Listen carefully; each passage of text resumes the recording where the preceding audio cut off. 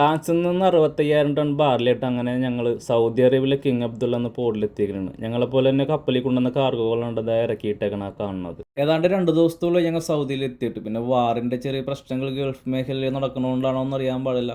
ഇവിടെ ഞങ്ങൾക്ക് show leave ഇല്ല.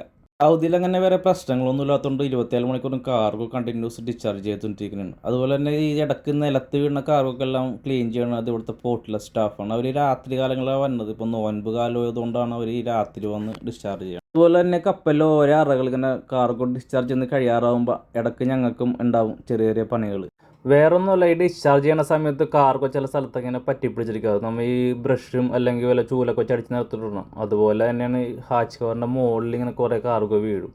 അതൊക്കെ നമുക്ക് ക്ലിയർ ചെയ്യണം. അതുപോലത്തെ ഇങ്ങനെ ചെറിയ ചെറിയ വർക്കുകളൊക്കെ കപ്പലിൽ എപ്പോഴും ഉണ്ടാവും, പോർട്ടിലായാലും ഇപ്പോൾ സെയിലിങ്ങിലായാലും. പിന്നെ വേറൊരു കാര്യം, ഇവിടുത്തെ ചൂടെന്ന് പറഞ്ഞാൽ ഭയങ്കര ചൂടാണ്. നമുക്കൊന്നും പറയാൻ പറ്റാത്ത അനുസരിച്ചുള്ള ചൂടാണ്.